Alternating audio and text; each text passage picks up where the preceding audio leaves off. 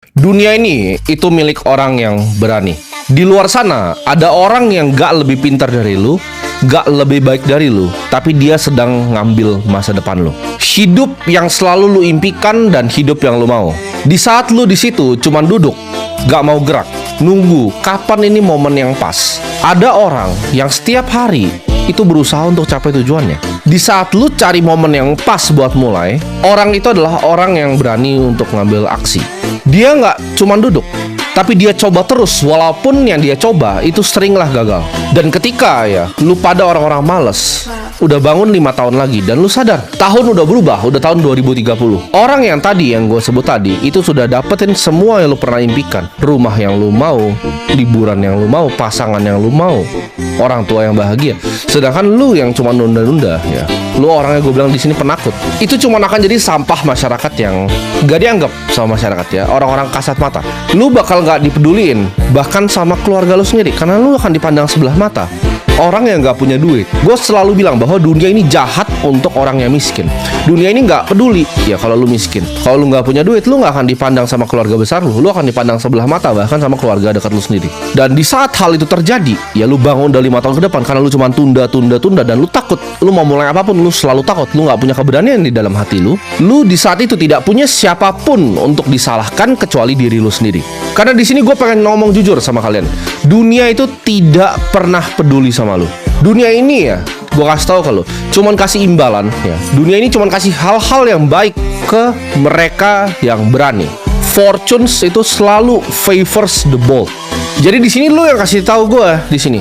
Apakah lu udah mau stop cuma jadi penonton di pinggir lapangan, atau lu mau mulai untuk jadi orang yang bisa meraih mimpi lu? Jangan tunggu orang lain ngambil rumah yang harus lu tinggalin. Jangan tunggu orang lain harusnya ngambil pasangan yang harus lu ambil. Nanti jangan nangis ketika calon istri lu diambil sama cowok yang lebih sukses. Terus lu malah ngomong ke cowoknya, "Tolong jangan ambil kebahagiaan saya." Enggak, itu lu yang tolol. Di sini gue kasih tahu apa sih game yang paling dicari sama banyak orang di dunia ini.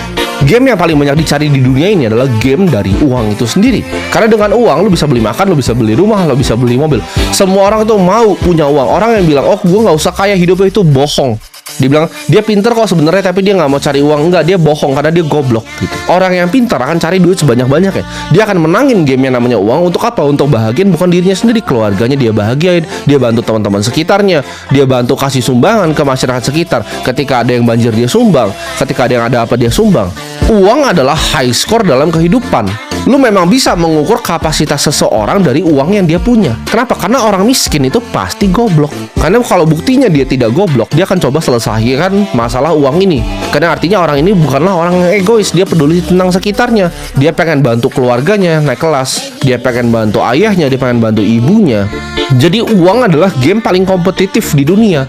Ini lebih kompetitif dibanding lu main di NBA, game duit ini. Karena duit ini yang mau tuh semua 7,9 miliar makhluk yang ada hidup di planet ini itu mau jadi kaya. Yang ngomong enggak, dalam hati kecilnya itu bohong. Lu bahkan ngerasain kan ketika malam lu lagi tidur ada yang ngomong di kuping lu sendiri. Lu ngomong tuh di kuping lu sendiri, "Gimana ya kalau gua nggak jadi orang yang sukses? Gimana ya kalau gua jadi orang yang gagal? Gimana ya kalau gua begini-begini terus seumur hidup gua? Gimana kalau misalnya gue jadi manusia sampah yang gak dianggap sama masyarakat?" Itu lu sendiri yang bisikin ke kuping lu setiap kali lu mau tidur malam-malam. Tapi gue kasih tahu di sini, lu harusnya takut sama semua fakta itu. Karena setiap detik lu santai-santai di situ, ada orang lain yang siap untuk curi semua mimpi lu. Di saat lu skeptis, gue ngomong, oke, artificial intelligence ini akan mengubah dunia. Ada orang yang tidak skeptis, ada orang yang berani untuk lompat. Walaupun dia takut nih, dia tetap berani untuk lompat. Dia pelajarin, walaupun itu sulit banget untuk dia pelajarin dari pagi sampai malam tentang artificial intelligence. 5 tahun lagi, dia akan dapat semua yang lu pernah impikan dan semua yang lu pernah mau. Sedangkan lu di sini cuma jadi sampah yang jualan kerupuk. Dia ini yang berani ini, yang akan naikin mobil, yang lu cuma taruh di wallpaper karena lu pecundang. Dan lu mau tahu hal paling buruknya apa nggak dari semua ini? Mungkin orang ini nggak lebih pintar dari lu. Cuman dia ketika gue ngomong apa di sini, dia berani untuk take action. Lu tanya coba orang yang sudah ngikutin gue selama 2 tahun, apakah hidupnya berubah atau enggak? Kalian buktikan aja, cari di komentar di bawah yang nonton gue selama 2 tahun dan praktekkan dan take action, hidupnya sejauh apa berubahnya. Banyak sekali yang dari cuman punya duit puluhan juta jadi punya miliaran. Kenapa? Karena take action. Dan ini rebutan loh. Kalian semua tuh lomba di sini. Lu jangan saling support, di bawah lu semua akan bunuh-bunuhan. untuk 5 tahun ke depan, untuk naik tangganya ke atas. Sukses itu benci sama penakut. Dan kalau lu nggak mau ambil action sekarang untuk merubah hidup lu, hidup itu tidak pernah kasih kalian kesempatan kedua. Sukses itu nggak suka sama kata nanti, dia sukanya sekarang, cepet. Ya, semuanya cepet gitu. Ibarat ini tuh lagi perang gitu. Lu mau ngumpulin duit ini sama persis kayak perang. Lu nggak bisa treat nyari duit itu santai-santai. Enggak, nyari duit itu lu harus ngambil duit dari tangan orang lain. Gimana caranya? Lu bikin restoran, sebelah lu ada restoran, gimana caranya lu bantai restorannya? Lu bukan mikir cuman, oh ini kita sama-sama berbisnis bareng, ketawa-ketawa. Nggak ada begitu. Semuanya mau jadi kaya di dunia ini. Ini kompetisi yang paling tinggi. Ya, uang itu adalah kompetisi paling tinggi. Karena saingan lu 7,9 miliar orang yang ada di planet ini. Gue udah selalu bilang, untuk jadi kaya cuma ada 2 industrinya. Ini lu mau cari ya dari Silicon Valley, lu tanya deh, lu kalau bisa ke Silicon Valley, lu tanya orang-orang di sana, targetnya 5 tahun ke depan industri mereka tuh bakal investasi dan bikin produk apa? Jawabannya cuma akan 2. Ya, artificial intelligence dan juga kripto, kepintaran digital sama uang digital. Lu denger gue di sini ya, gue nggak peduli lu punya masa lalu apa, keluarga lu sesusah apa, gue peduli setan semuanya. Alasan apa aja yang lu pakai di hidup lu ya, kalau lu masih miskin di saat ini, itu semua adalah salah lu. Lu harus telan. Kenapa? Karena kemungkinan lu adalah seorang penakut, ya, pecundang. Nggak ada akan ada orang yang bantu lu ya di dunia ini. Nggak akan ada orang baik yang lu suka ngemis-ngemis internet. Kok please kasih gue 10 juta buat nolong. Gue nggak bakal kasih lu 10 juta, lu mati aja gue nggak peduli ya. Ngapain gue kasih lu 10 juta waktu itu nggak ada artinya untuk gue. Lu nggak bisa ngemis-ngemis kayak begitu ya. Tidak akan ada orang yang bantu diri lu kecuali diri lu sendiri. Jangan ngomong please Pak Presiden begini-begini. Nobody gives a fuck about you. Gue kasih tau, tidak ada yang peduli. Lu mau mati itu nggak ada yang peduli. Dunia itu bukan untuk orang yang lemah. Nggak akan ada yang peduli sama yang namanya keluhan lu. Dunia ini cuman peduli akan hasil. Lu mau nangis-nangis bilang, ini aku udah effort buat kamu sayang, ini aku udah effort buat kamu, tapi lu nggak ada duitnya, lu diinjek juga gitu. Dunia ini cuman perlu hasil. Lu kalau ngomong lu mau sukses, lu mau jadi manusia yang ada di puncak, lu harus berani yang ngambil namanya resiko. Pasti ada resiko. Lu harus berani menghadapi yang namanya rintangan-rintangan hidup. Dalam sejarah, semua orang hebat itu adalah orang yang berani untuk bertarung. Orang yang berani untuk perang di garda terdepan sambil memimpin pasukannya. Itu orang-orang dicatat dalam sejarah. Kebanyakan orang tuh hidup dalam ketakutan. Gagal aja takut. Lu udah miskin. Apa yang lu mau takutin untuk gagal? Lu duit juga belum punya. Lu takut dikritik sama orang, ya kan? Lu pelajarin kripto, dibilang, kripto scam gitu kan. Lu takut dikritik gitu. Bahkan gue sering kali gitu dengan liat konten-konten gue, ketika dipotongin sama orang-orang, banyak yang komentar begini, Timothy itu kalau motivasi gue suka dengerin, tapi kalau kripto nggak dulu. Itu lu goblok atau apa? Itu lu maunya dari planet mana? Lu nggak ngerti semua, lu nggak paham apa yang gue mau coba sampein di sini. Kalau lu ngomong seperti itu, lu bilang lu mau dengerin motivasi gue, tapi kalau ngomong kripto nggak. Seolah kripto tuh suatu barang yang aneh gitu. Enggak, ini masa depan. Lu antara lu belajar atau lu mati nanti. Gue cuma kasih tahu ini cuma barang masa depan. Semua lu lihat ya, uang yang lu pakai itu semua akan pakai blockchain. Kenapa? Karena gue yang diundang untuk audiensi di sana, untuk ngasih saran. Gue tahu ini akan jadi blockchain semua. Lu jangan goblok gitu. Ketika lu berada di zona nyaman yang sama-sama seperti semua orang ya, lu akan ada di posisi yang sama dong sama mereka. Lu nggak bisa ekspektasi lu lakuin hal yang sama-sama semua monyet-monyet sampah lakuin, dan hidup lu berubah nih dari monyet-monyet sampah ini. Karena gue bilang artificial intelligence ini akan jadi next evolusinya dari manusia. Ini akan bikin manusia pintar jadi super pintar. Efeknya apa? Manusia-manusia yang tidak pintar ini akan dibuang ke pinggir jalan. Lu mau kaya, ya ambil resiko. Lu mau dihormatin orang, ya tunjukin taring lu. Lu mau kehidupan yang seru, ya berani dong ambil keputusan sulit. Setiap pemenang di planet ini ya pernah ngerasain apa yang lu rasain. Pernah capek, pernah males, pernah hilang fokus, pernah kena distraksi, pernah takut, tapi mereka tetap jalan. Bedanya sama lu. Itu bedanya pemenang sama lu. Hidup itu gue selalu cerita ke teman-teman gue, itu seperti berdiri di padang pasir yang panas. Memang panas sekali itu pasirnya, tapi caranya gimana? Yaitu triknya cuma tetap jalan, kaki lu tetap akan kepanasan. Tapi kalau lu tetap jalan, itu akan sedikit lebih tidak panas dibanding lu cuma diam di tempat. Lu diam di tempat, hidup ini kan panas, kaki lu kebakar, habis itu lu mati. Ya, lu di padang pasir yang panas, ya lu jalan, bos. Orang yang sukses tuh nggak nangisin kondisi dia. Tolong pemerintah, gue miskin gitu. Tolong bansos. Mereka nggak begitu. Mereka lihat nih, oke, kondisi gue seperti apa. Oke, gue miskin, keluarga gue nggak bisa makan. Gue harus ngapain? Itu yang mereka pikir. Orang yang berhasil bangun kerajaan-kerajaan di dunia ini ya, orang yang berhasil ya conquer benua-benua. Lu pikir mereka datang dan dilahirkan ke hidup ini untuk kayak saya mau jadi orang yang bahagia? Enggak. Mereka adalah orang pemberani. Orang yang mengubah sejarah. Napoleon, Genghis Khan. Apakah lu pikir mereka itu datang ke dunia untuk happy-happy? Tidak. Mereka datang ke dunia, dilahirkan untuk mencatat sejarah. Lu bilang, oke, gue pengen bang punya hidup kayak lu. Lu berani korbanin apa yang gue korbanin nggak? Lu seberani gue nggak? Karena kebanyakan orang di dunia ini tuh pecundang. Ini gue kasih satu contoh. Kasus yang udah beberapa bulan lalu, waktu gue tonton itu, jadi ada satu orang ya, suruh anak orang lain tuh gonggong di depan bapaknya. Ini gue tidak sama sekali membenarkan kelakuannya ya. Tapi maksud gue ini adalah contoh dari orang pecundang. Dia intimidasi, suruh anaknya gonggong dan bapaknya di situ. Misalnya gue di posisi bapaknya, gue tidak punya kuasa, gue tidak punya uang, tapi ada yang begitu anak gue, itu gue jamin cacat seumur hidup orangnya di depan gue. Ya gue nggak peduli dia mau bawa beceng, dia mau bawa 10 orang, pasti gue bikin cacat. Ada batu pun situ gue bikin cacat dia. Orang tuh kebanyakan penakut. Lu ada masalah lu lari, lu biarin anak lu menggonggong di depan orang. Itu gimana coba? Lu jadi bapak seperti itu, gimana cara lu ngaca di depan kaca ketika lu tidak berdaya, anak lu disuruh gonggong? Itu hidup ini isinya orang-orang begitu. Jadi gampang banget kalau mau jadi kaya, lu tinggal bunuh orang-orang begitu. Lawan lu cuma orang-orang begitu, pecundang gitu loh. Gue setiap pagi itu bangun dengan mentalitas perang. Lu harus bisa bunuh secara harafiah orang-orang ini semua. Cara mereka itu penakut gitu. Mereka mau mulai bisnis, mereka takut. Aduh, takut. Mau mulai apa? Takut dikritik, takut dikatain temen. Gampang banget. Sikat orang-orang begitu gampang. Lu silahkan pilih hidup lu. Lu mau telan bahwa ini semua memang sulit, atau lu mau bikin hidup lu ntar sendiri kesulitan. Gue selalu bangun pagi dengan mentalitas perang, gue bilang tadi. Ya, gue bangun. Apa yang gue mau kerjain? Hari ini apa yang mau gue kongkar nih? Gue mau selesain yang mana dulu? Gue mau serang yang mana dulu nih hari ini? Lu harus tahu bahwa pedang yang paling tajam itu tidak dibangun dalam kesejukan.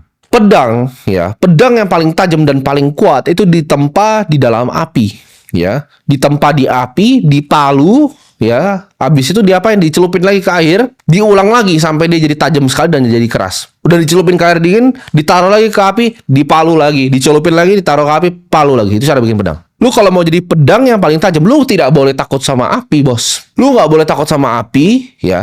Lu nggak bisa takut juga sama palu. Kalau lu takut sama api, takut sama palu, ya lu nggak bisa jadi pedang. Atau lu cuma mau, gue cuma mau kena api sama dipalu sekali, ya ketika dipakai buat tebas orang, meleot pedang lu, patah pedang lu, nggak kuat. Pedang itu harus ditempa berkali-kali untuk jadi. Jangan takut api, jangan takut palu. Terimalah tantangan itu. Hadapi rasa takut yang ada di depan muka lu, dan jadilah pedang yang paling tajam. Gue selalu bilang ada impian tuh bagaikan daratan yang ada di ujung sana. Lu itu naik kapal gitu. Kapal tuh pasti ada badai. Tapi either lu cuma santai-santai di pantai, nggak jalanin adventure-nya, atau lu decide bahwa gue adalah kapten dari jiwa gue dan kehidupan gue. Gue mau naik kapal ini, gue mau nyampe ke tujuan gue. Kalau misalnya gue nih jadi kapten kapal, gue karam di tengah laut. Yang penting gue hidup dengan cerita. Itu bedanya gue. Itu bedanya pemberani dan penakut yang cuma di pinggir pantai. Takut nggak mau ikut nggak mau ikut. Nanti gimana kalau nggak ketemu daratannya? Nanti gimana kalau makanan kita habis di tengah jalan? Kalau habisnya kita mancing, kita lompat cari gitu. Itu bedanya pemberani dan penakut. Gue kasih tahu di sini ya, keberanian itu bukan berarti tidak punya rasa takut. Gue pun sendiri punya rasa takut. Tapi bedanya apa gue sama lo? Kalau misalnya gue jadi bapak-bapak tadi yang gue bilang tadi, anak gue disuruh gonggong, apakah gue sebenarnya takut? Pasti ada takut. 10 orang kok, mungkin gue pasti mati di sini kalau gue berantem. Tapi bedanya apa? Keberanian itu ya, ketika lu takut, tapi lu tetap lakukan. Lu berani bertindak meskipun lu dalam kondisi rasa takut. Itu yang namanya keberanian. Ya, bukan yang nggak takut sama sekali. Lu bertindak walaupun ya ada rasa takut di hati lu. Orang yang lemah itu akan selalu ditindas di dunia ini. Ya, gua rasa dunia itu sudah berubah dari zaman dulu. Kebanyakan orang lemah dan orang ditindas. Lu pernah inget nggak waktu COVID? Ya, waktu COVID itu ada orang, gua pernah inget banget ini, ada di TV soalnya. Ada orang, ya, dia naik mobil, dia di-stopin, istrinya disuruh pindah ke belakang. Waktu itu dia marah-marah, dibilang karena saya udah pakai masker, saya sudah pakai hand sanitizer, saya tidak mau pindahin istri saya ke belakang. Karena saya juga tidur sama istri saya. Gak ada masalah, dan istri saya kenapa nggak boleh di depan mobil. Waktu itu banyak yang komentar jelek terhadap orang itu. Gue kasih tau. Ya, ketika video itu dipotong-potong ya ke aplikasi-aplikasi sosmed, orang hujat orang itu. Orang bilang seperti ini. Kenapa sih nggak mau taat aturannya? Kenapa sih? Kan itu aturan. Mereka nggak pernah pikir gitu. Lu naik mobil bareng istri lu, terus karena aturan COVID, istri lu disuruh pindah ke belakang. Itu apa gitu? Konsepnya apa? Jelaskan dari medis. Lu coba jelasin ke gue gitu. Apa aturan itu? Gue kasih tahu di sini. Kalian semua bingung kan? Fungsinya apa sih? Mereka pakai kalian masker dan semua itu. Itu lucu buat mereka. Itu tes apakah lu patuh atau enggak. Lu udah punya semua duit di dunia. Ini tuh cuman bahan lu ketawa. Si monyet ini dia istri kita suruh taruh di belakangnya. Menurut lu, kalau orang yang punya posisi tinggi di negara ini, apakah akan disuruh seperti itu? Tidak. Di sini gue akan bukain ya kebenaran yang ada ke kalian semua. Kebenaran yang tersembunyi dari banyak manusia. Waktu gue ngomong hal-hal seperti ini, lu jangan salah, gue tuh udah punya pemikiran ini dari sejak 2020. Dari 2020 gue udah bacot ke teman-teman sekitar gue tentang hal ini. Ketika sekarang lu baru mulai sadar, mata lu baru mulai terbuka, baru lu mulai lihat kebenaran, baru tahu semua yang keluar dari mulut gue tuh hanya kebenaran. Dulu mungkin kalau gue keluarin statement ini lu hujat gue, tapi sekarang lu baru benar mikir kenapa ya iya dipindahin ke belakang. Lucu buat mereka soalnya. Itu jawabannya. Itu adalah aturan dunia. Yang lemah itu akan selalu tunduk ke yang kuat. Yang penakut akan jadi budak para pemberani. Dan setiap hari lu makin nunda apa yang lu harusnya kerjakan sekarang, lu makin satu langkah lebih dekat ke perbudakan. Hidup ini memilih, lu mau jadi budak atau mau jadi mereka yang berani kan? Gak ada yang maksa kok lu jadi pecundang rendah. Tidak ada yang memaksa lu kok untuk jadi pecundang lemah. Lu yang bikin diri lu sendiri jadi pecundang yang lemah. Itu lu yang pilih. Lu yang mau hidup seperti itu sebagai penakut. Kalau lu gak berhati-hati terhadap apa yang gue ngomong ini, lu masih skeptis dengan otak lu yang kecil yang kayak ikan itu, suatu saat lu akan kedip dan semuanya sudah terlambat. Gue ngomong ini karena gue peduli sama lu. Gue gak mau lu jadi orang-orang yang diperbudak nanti 5 tahun lagi. Gue gak mau jadi lu jadi bagian orang yang dikerjain, yang disuruh pakai masker dan istrinya disuruh duduk di belakang. Gue kasih tau rahasia hidup ya. Lu coba sesuatu dan lu gagal, itu bisa diulang lagi. Tapi ketika waktu sudah berjalan, penyesalan ya. Penyesalan itu yang paling busuk ya. Itu gak akan ngeringin tulang lu. Ketika 10 tahun lagi, 15 tahun lagi, lu pikir semua yang keluar dari mulut gue itu jadi kenyataan, dan lu cuma lihat nanti, oh Timothy itu benar, tapi lu menyesal kenapa gua gak dengerin dia dari dulu, itu akan ngeringin tulang lu dan lu akan jadi orang yang cepat mati. Penyesalan itu adalah hal yang bakal gerogotin orang sampai tua. Jadi segala sesuatu yang dijumpai sama tangan lu untuk dikerjakan, lu harus kerjakannya sekarang. Janganlah ditunda-tunda. Jangan tunggu hari esok. Siapa yang bekerja dengan tangan yang lamban itu akan selalu jadi miskin. Tetapi tangan orang yang rajin itu selalu jadi kaya. Jangan lu nonton ini sampai 40 tahun lagi terus lu menyesal. Kenapa? Karena by lu umur 40 tahun akan anak-anak muda ya yang umur 20-23 tahun akan bantai lo. Gue pengen kalian di semua sini ya biar kalian bisa dengar apakah yang gue ngomongin kebenaran atau enggak. Yang umur 40 coba silahkan komen hidup lu tuh sekarang seperti apa. Dan yang umur 20-23 coba komentar. Ada yang mungkin lebih kaya dari lu umur 40 karena gak pernah ketemu gue. Ya lu kurang hoki aja zaman lu tidak ada gue. Tapi anak-anak muda ini akan ambil semua piring nasi lu gue kasih. Yang umur 22, 23, 25 ini akan ambil semua piring nasi lu. Ya anak-anak lu susah ntar makannya. Ini diambil sama anaknya muda. Coba lu komentar, uang lu berapa? Umur 40 sini.